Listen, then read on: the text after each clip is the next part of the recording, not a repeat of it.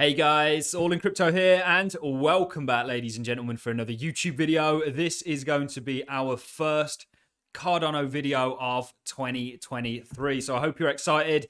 In my opinion, this is going to be the year where we dip our toes back into the cryptocurrency market and actually accumulate cryptos for the long term. I do think that we will see a bottom to this bear market at some point this year. When exactly, we'll keep you up to date on this channel.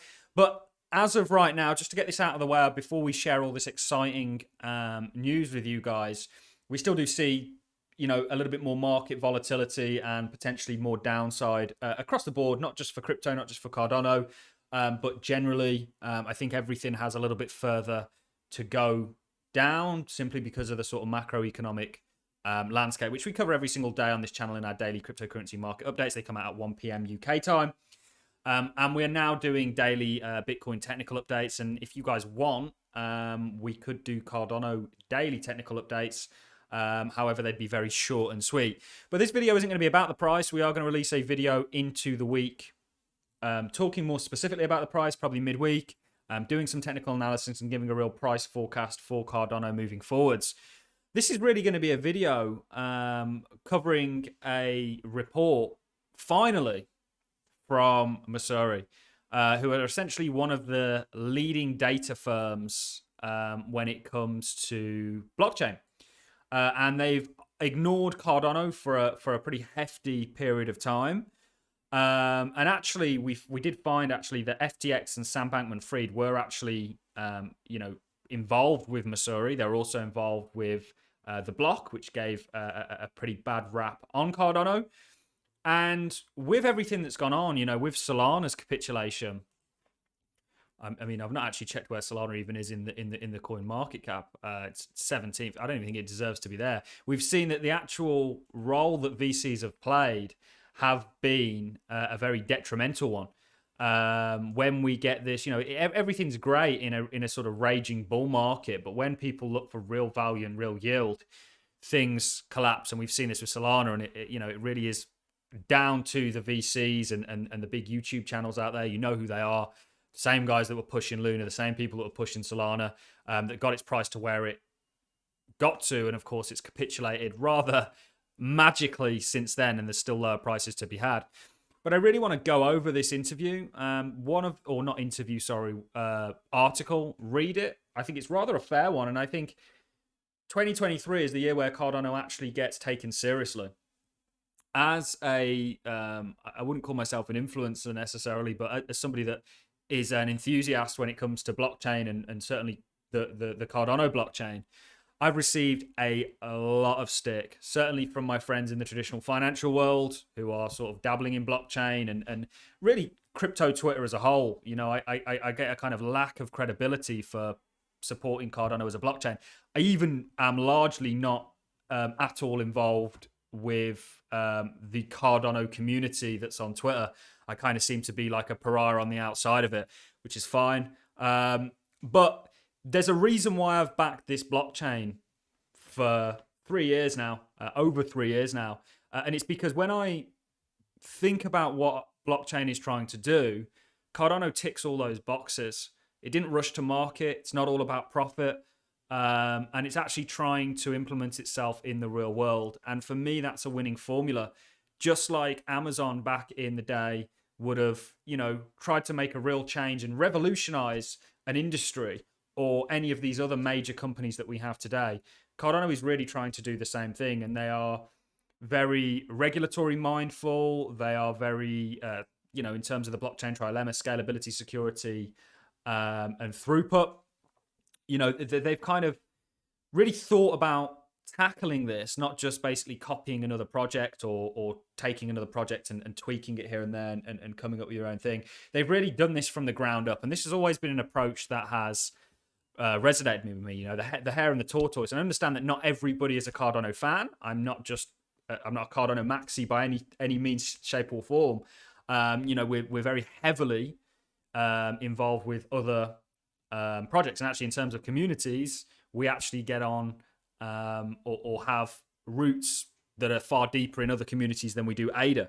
However, Cardano's always been a fan favorite of mine, and I think it's going to do very well. And really, this is going to be a video, finally Messari, which have typically completely doubted and just like everybody else, ruled Cardano out of the sort of blockchain race, actually have released an article that shines rather a positive light on ADA and what it does. And Cardano really does have some unique features. We're going to develop a video where we're going to look at EUTXO, we're going to look at Ouroboros, the consensus mechanism, and really look into it technically for people that want to understand this blockchain in a little bit more detail. I mean, there's thousands of papers. I spoke about it with Pete at Learn Cardano. Some of them are very hard to wrap your head around, but once you do and you kind of understand how this blockchain is being put together, it's a very bright future that I think it has. And the fact that it gets ignored as a top 10 crypto, and it's been top 10 since 2017, guys, is shocking in my opinion.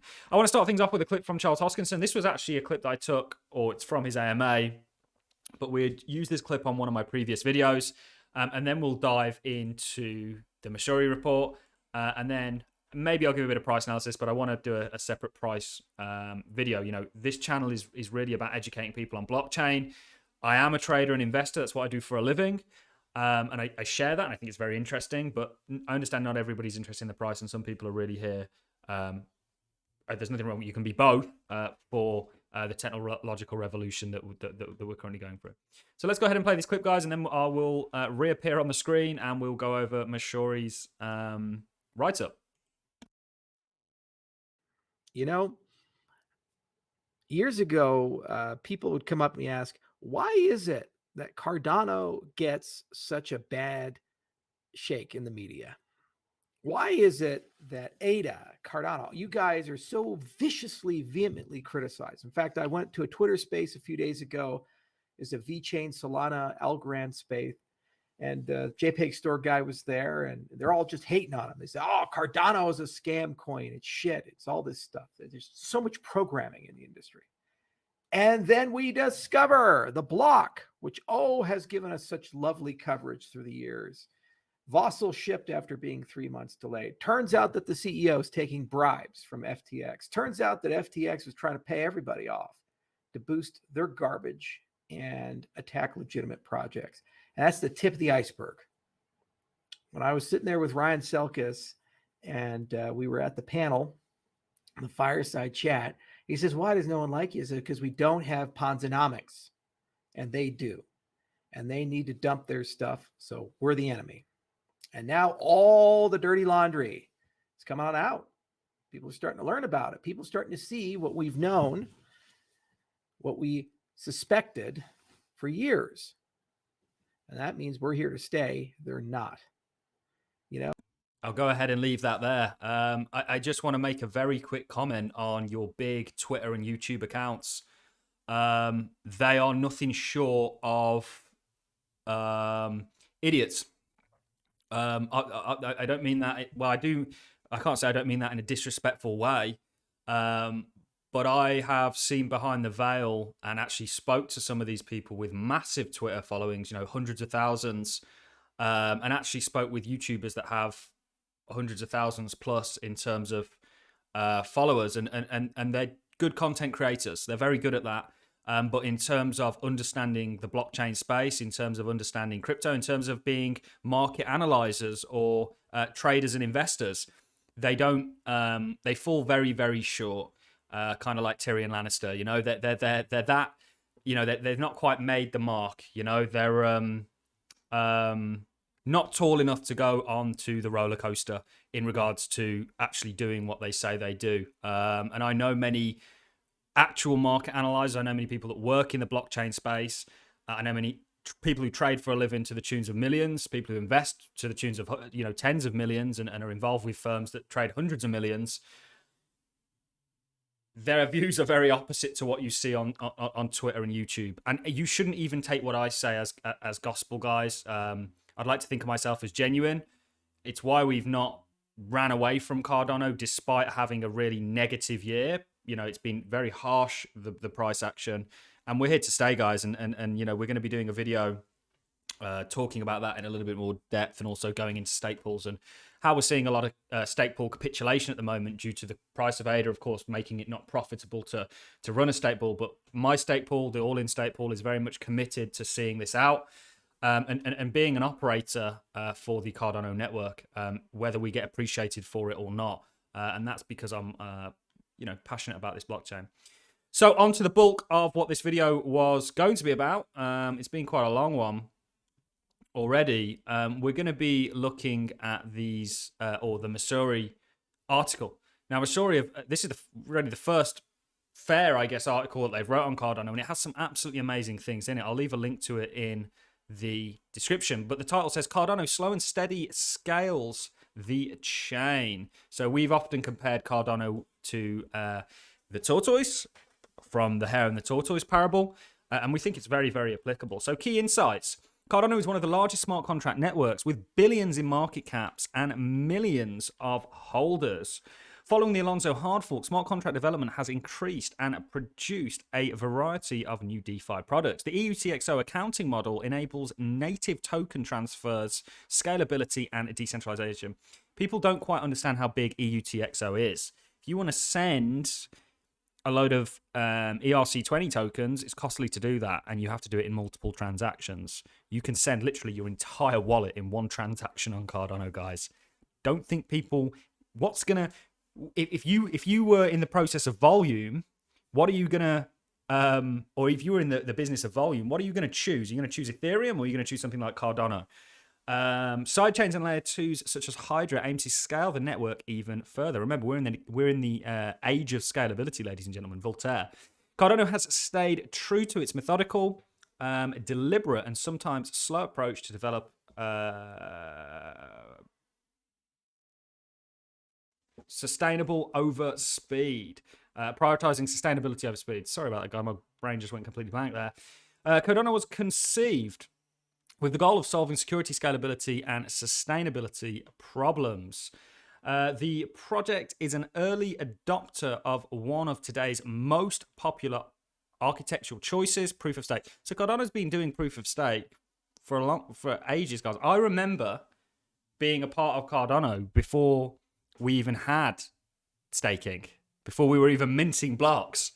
So Cardano's developed Ouroboros Classic as its first proof of stake consensus mechanism, combined with an unspent transaction output UTXO model for planned smart contract network.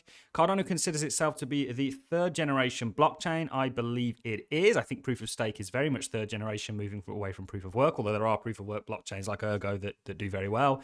With Bitcoin being first generation and Ethereum being second generation, we've always said this. And actually, I'd even incorporate, maybe you could even call them fourth generations, these layer zero blockchains like Polkadot and Cosmos, which I'm also a big fan of. So Cardano takes a calculated approach to development, putting functionality through rigorous academic peer review before production. While Cardano's initial roadmap is still in progress, its completed roadmap, its items continue to improve. Cardano's proof of stake mechanism, Ouroboros, has already been through several different versions with several more iterations planned. Cardano has a large, passionate fan base on social media, from Twitter, 1.3 followers, to Reddit's 670,000, to YouTube, with conviction in the chain driven by leadership from the founder, Charles Hoskinson. It's one of the reasons I actually paid attention to Cardano in the first place, was simply because of Charles Hoskinson. It then goes on to give a background and look at the roadmap. Remember, we're currently in, the Basho era, not Voltaire, which is governance, which of course is scalability. We've got things like Mithril, we've got things like Hydra. We've got loads of things coming out this year, guys. We're going to be doing reviews on each and every one of these. We've also got things like TypeScript being added to Cardano's language, a hell of a lot. Talks about the technology, the Ouroboros consensus mechanism. Actually, Polkadot used something kind of similar. The accounting model, the extended UTXO, and then it goes on to mention a number of dApps, which we've also covered, the staking, Haskell. It talks about a number of things like the initial token distribution. This had, and Cardano has always had, and when Charles Hoskin talks about Ponzi-onomics, it's always had a very small amount of VCs involved. In fact, if you look at Cardano compared to the rest, guys, it's probably one of the most decentralized in terms of token distribution that we have out here. You know, it's a chain for the people, built for the people to use. Essentially, it's not built for VCs like the Solana backing freaks. That, you know, that's completely unfair of me to say that, but I am genuinely annoyed that Solana received so much. I'm almost as annoyed as Dogecoin receiving so much attention. Why, if you, I understand the investment point of view, and one of the biggest failures that I made as an investor was not investing in Dogecoin. I was speaking about it all the time before it even popped off, and I was saying it's garbage, I'll chuck $100 in or whatever, and that turned into thousands. And I was like, maybe my biases of something being technologically lame aren't quite transpired through to what people want to buy or not, because they don't largely understand what's going on here. And I think people that understand this space understand Cardano and understand where it's going. And there's some great other... I think there's going to be many victors, and I'm pretty confident that Cardano will be one. So I really just wanted to cover this. It was really nice to see Messari actually comment on this. We've got lots of Cardano content coming out in 2023. We've got lots of projects that are coming on, stablecoin projects, all sorts of things, guys. And I really look forward to covering Cardano and continuing to interact with you guys, the Cardano community, as we move throughout the year. So get ready for a pretty epic year, guys. I'm confident that it's going to be one. It's going to be a volatile one, but it's going to be a year where people, in my opinion, are going to set themselves up for life. All I've got for you in this video, guys. You enjoyed the content, like, as always, appreciate it. So as a comment, and I'll catch you all in the next YouTube video.